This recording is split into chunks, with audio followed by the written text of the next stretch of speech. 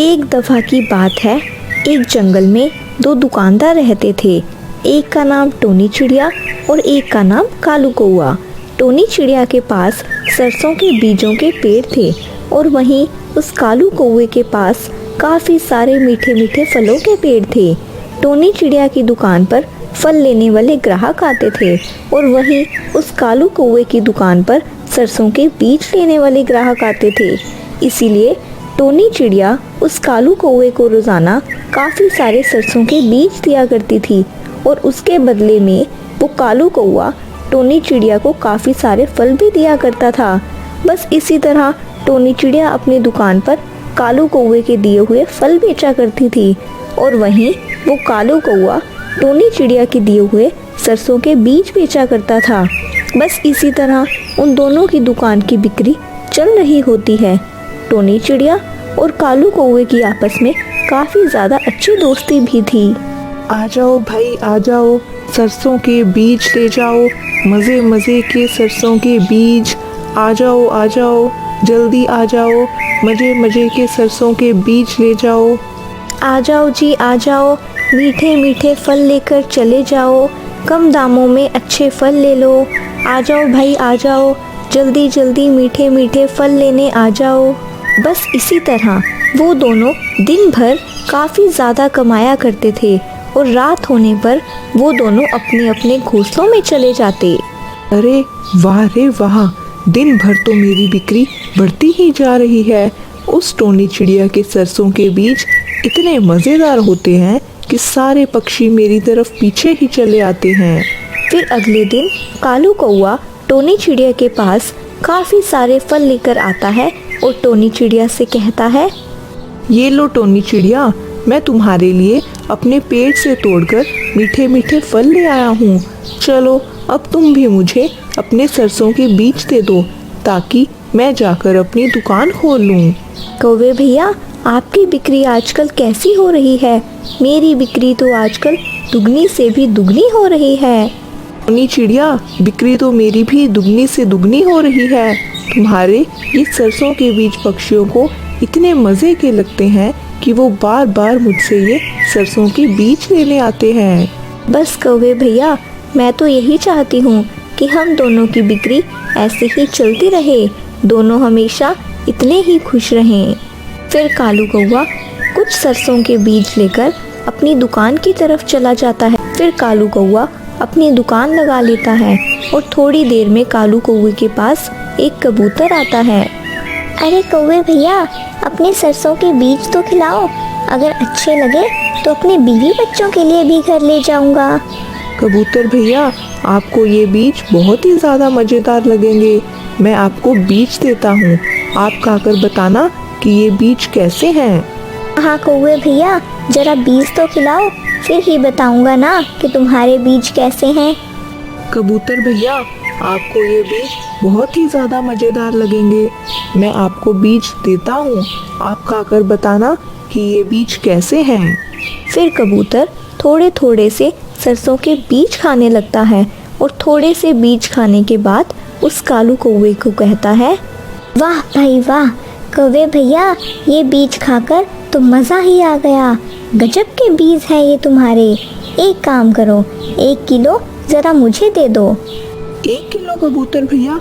हाँ, अभी 1 किलो सरसों के बीज दे देता हूँ। वहीं दूसरी तरफ टोनी चिड़िया की भी बिक्री काफ़ी ज़्यादा अच्छी हो रही होती है।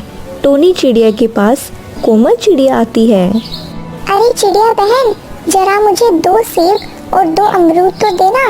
मुझे और मेरे पति को आपके फल बहुत ही ज़्यादा मज़े के लगते हैं। पूरे जंगल में आप जैसे फल कोई नहीं बेचता। हाँ कोमल चिड़िया, ये बात एकदम ठीक है। मेरे जैसे फल इस पूरे जंगल में कोई नहीं बेचता है। इसी तरह उन दोनों का धंधा काफ़ी ज़्यादा अच्छा चल रहा होता है।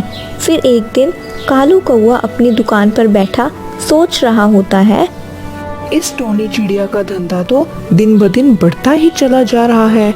इसके पीछे कोई ना कोई राज तो होगा ही। ज़रूर ये टोनी चिड़िया सब पक्षियों को कम फल तोल कर देती होगी। कहीं ऐसा तो नहीं ये टोनी चिड़िया मुझे भी कम सरसों के बीज तोल कर देती हो। वो टोनी चिड़िया मुझे रोजाना 1 किलो सरसों के बीज देती थी और मैं रोजाना टोनी चिड़िया को 1 किलो फल भी देता था। मैं जरा ये सरसों के बीज चेक कर लेता हूँ, मुझे पता चल जाएगा कि कहीं उस टोनी चिड़िया ने मुझे कम सरसों के बीज तो तोल कर नहीं दी। फिर कालू कौवा जैसे ही वो सरसों के बीज तराजू पर तोलने के लिए रखता है तो वो सरसों के बीज 1 किलो से कम होते हैं। अरे ये क्या, मेरा शक तो एकदम ठीक निकला। इस टोनी चिड़िया ने मुझे सरसों के बीज 1 किलो से कम दिए हैं और रोजाना मुझसे 1 किलो फल ले जाया करती थी। इसका मतलब वो टोनी चिड़िया कितने दिनों से मुझे कम सरसों के बीज दे रही थी, तभी तो उसका धंधा दिन ब दिन बढ़ता चला जा रहा था। अब मुझे इस टोनी चिड़िया को सबक सिखाना ही होगा। मैं जंगल के महाराज के पास जाता हूँ और उनको जाकर सारी समस्या बताता हूँ। वो ज़रूर उस टोनी चिड़िया को सबक सिखा देंगे। फिर वो कालू कौवा अपनी समस्या लेकर जंगल के महाराज के पास चला जाता है। जंगल के महाराज कालू कौवे को देखकर कहते हैं, अरे क्या हुआ कालू कौवे, बताओ बताओ क्या समस्या है तुम्हारी। अरे महाराज, मैं यहाँ पर किसी की शिकायत लेकर आया हूँ। उसने मेरे साथ बहुत गलत किया है, इसीलिए मैं चाहता हूँ कि आप उसको सख्त से सख्त दंड दो।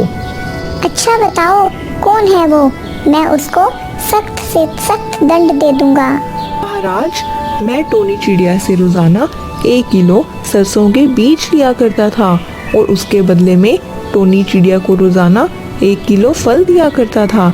लेकिन महाराज, जब आज मैंने उस टोनी चिड़िया के दिए हुए सरसों के बीज अपने तराजू पर तोले तो वो 1 किलो से कम थे। अब आप ही बताओ महाराज, वो टोनी चिड़िया रोजाना मुझे 1 किलो से कम सरसों के बीज दे रही थी और मुझसे 1 किलो फल ले जा रही थी। अच्छा, उस टोनी चिड़िया ने तुम्हारे साथ इतना गलत किया, मैं उस टोनी चिड़िया को माफ नहीं करूँगा। वजीर, जाओ और उस टोनी चिड़िया को मेरे पास लेकर आओ। फिर टोनी चिड़िया को तोते महाराज के पास लेकर आया जाता है और टोनी चिड़िया को देखकर तोते महाराज कहते हैं, टोनी चिड़िया, तुम्हारे खिलाफ एक शिकायत आई है। तुम इस कालू कौवे के साथ गलत कर रही थी, जिसकी वजह से मैं तुम्हें बहुत सख्त दंड दूंगा। ये कालू कौवा रोजाना तुमसे 1 किलो सरसों के बीज लेता था और इसके बदले में वो तुम्हें 1 किलो फल दिया करता था। इस कालू कौवे का ये कहना है कि इस कालू कौवे ने जब आज तुम्हारे दिए हुए सरसों के बीज अपने तराजू पर तोले तो वो सरसों के बीज 1 किलो से कम थे। अरे तोते महाराज, मैं किसी को भी कम फल तोलकर नहीं देती हूँ, बल्कि कौवे भैया जो रोजाना मुझे फल दिया करते थे, मैं उन्हें तराजू के एक तरफ रखती थी और तराजू के दूसरी तरफ मैं अपने सरसों के बीज रखती थी। बस इसी तरह मैं सरसों के बीज तोलकर कौवे भैया को दिया करती थी। इसका मतलब तो आप महाराज समझ ही रहे होंगे। तो इसका मतलब तो कौवे भैया ही मुझे कम फल दे रहे थे, तभी तो कौवे भैया के पास भी कम सरसों के बीज जा रहे थे। तो महाराज, इसमें मेरी क्या गलती है? अरे चिड़िया, इसमें तुम्हारी कोई भी गलती नहीं है, सारी गलती तो इस कालू कौवे की है। ए कालू कौवे, तुम इस टोनी चिड़िया को कम फल तोल कर दे रहे थे, तभी तो तुम्हारे पास भी कम सरसों के बीज आ रहे थे। बुलबुल वजीर, एक काम करो, इस कालू कौवे को जाकर कारावास के पीछे डाल दो। इस कालू कौवे ने तोल में कमी पेशी की है, अब इसकी यही सजा है कि ये कारावास के पीछे ही रहेगा। फिर कालू कौवे को कारावास में बंद कर दिया जाता है और वहीं वो टोनी चिड़िया की बिक्री काफ़ी ज़्यादा अच्छी हो रही होती है। इस कहानी से हमें ये सीख मिलती है कि हम जो खड्डा किसी दूसरे के लिए खोदते हैं, हम उसमें खुद ही गिर जाते हैं। इसीलिए हमें कभी भी बिना सोचे समझे किसी पर भी इल्ज़ाम नहीं लगाना चाहिए। एक जंगल काफ़ी हरा भरा था। उस जंगल में काफ़ी सारे पक्षी भी रहा करते थे, लेकिन उस जंगल में सारे पक्षी एक दूसरे से लड़ा करते थे और उस जंगल में कोई भी पक्षी एक दूसरे को अच्छे से नहीं बुलाता था। उस जंगल में एक टोनी चिड़िया भी रहती थी। टोनी चिड़िया बहुत ही ज़्यादा समझदार थी।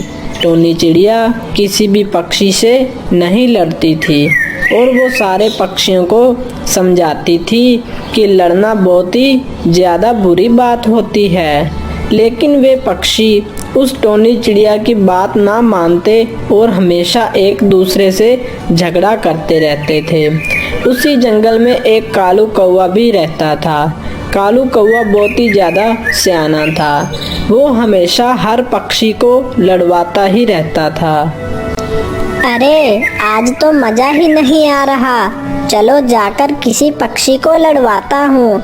मुझे हर पक्षी को लड़वाने में बहुत ही ज्यादा मजा आता है। फिर कौवा वहाँ से चला जाता है।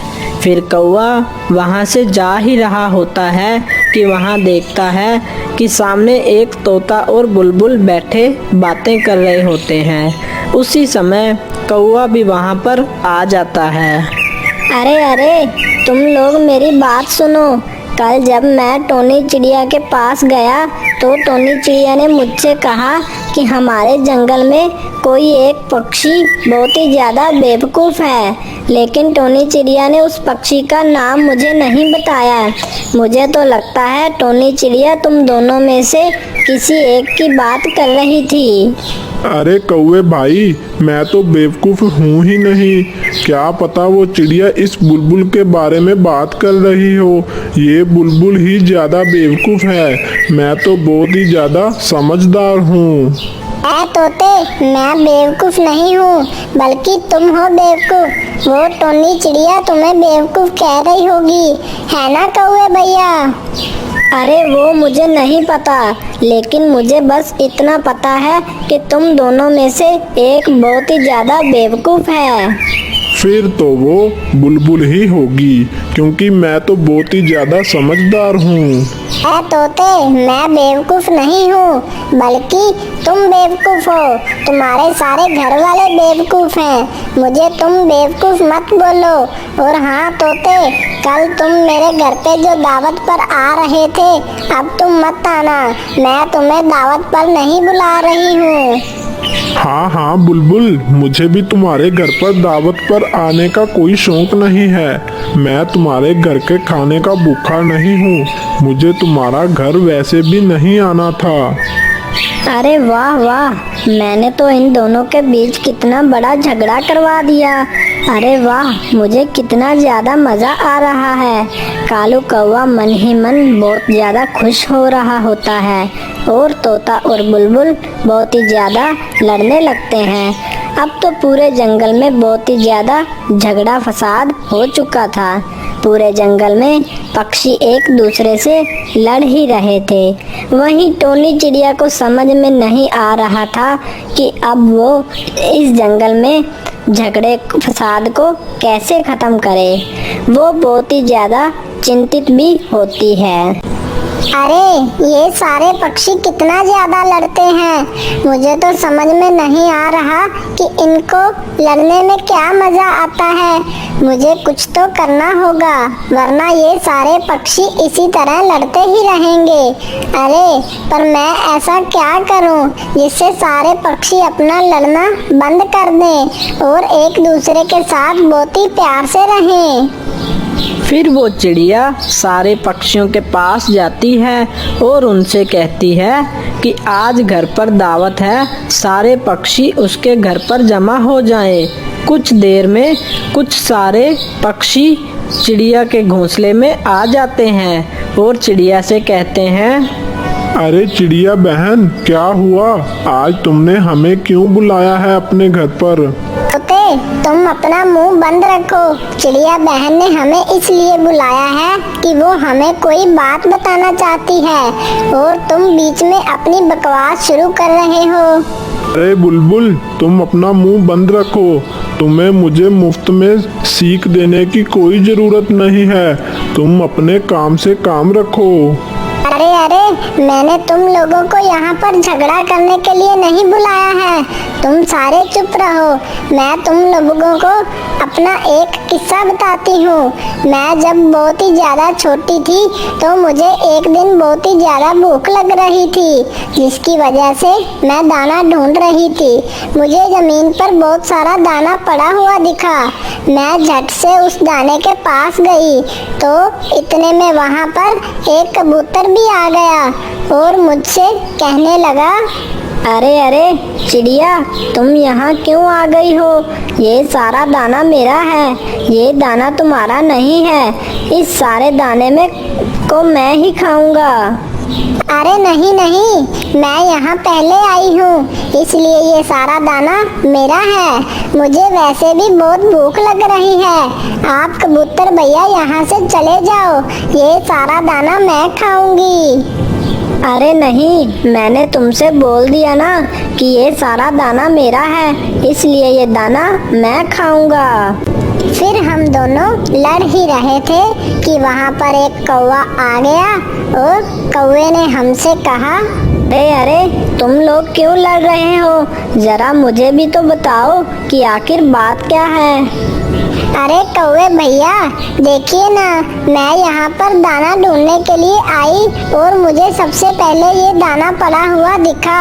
तो इतने में यहाँ पर ये कबूतर भैया भी आ गए और वे कह रहे हैं कि ये सारा दाना वो अकेले खाएंगे, इसमें से मुझे एक भी दाना नहीं देंगे। अरे चिड़िया बहन, मैं एक काम करता हूँ, मैं तुम दोनों को आधा आधा दाना बांट कर दे देता हूँ। फिर वो कौवा वहाँ पर एक तराजू लेकर आया और उस तराजू पे आधा आधा दाना तोल रहा था। अरे इस तरफ दाना थोड़ा ज्यादा है, चलो इधर से थोड़ा दाना खा लेता हूँ ताकि यहाँ से दाना कम हो जाए।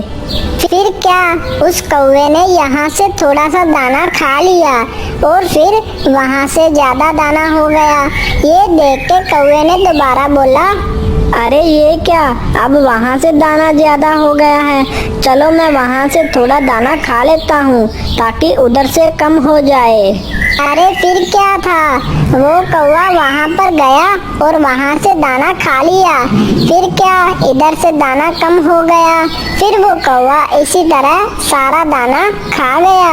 अरे अरे कौवे भैया, आपने तो सारा दाना खा लिया, हमारे लिए तो आपने एक भी दाना नहीं बचाया है। अरे मैं तो तुम दोनों के लिए आधा आधा दाना बांट रहा था, लेकिन ये दाना तो आधा हो ही नहीं रहा था, इसी वजह से मैंने सारा दाना खा लिया। फिर वो कौवा वहाँ से दाना खाकर चला गया। देखा दोस्तों, उस कौवे ने हमारी लड़ाई का फायदा उठाया और उसने हमारा सारा दाना भी खा लिया। देखा दोस्तों, लड़ाई से हमें कुछ भी नहीं मिलता है, बल्कि लड़ाई से तो तीसरा हमारा फायदा उठाता है और हम हमेशा नुकसान में ही रहते हैं। इसलिए हमें हमेशा लड़ाई नहीं करनी चाहिए, बल्कि हमें हमेशा एक दूसरे के साथ प्यार और मोहब्बत से रहना चाहिए। हाँ चिड़िया बहन, आपने अच्छा समझा दिया। अब से हम कभी भी नहीं लड़ेंगे और आपस में एक दूसरे के साथ बहुत ही प्यार से रहेंगे। इस तरह वो चिड़िया अपनी समझदारी से वो सारे पक्षियों को लड़ाई झगड़े से बचा लेती है और वो सारे पक्षी एक दूसरे के साथ बहुत ही प्यार से रहने लगते हैं। इस कहानी से हमें ये सीख मिलती है कि हम जब भी लड़ते हैं तो इसका तीसरा कोई आके फायदा उठा लेता है और हम हमेशा नुकसान में ही रहते हैं। अगर आपको हमारी स्टोरी अच्छी लगी तो चैनल को सब्सक्राइब करना मत भूलिएगा।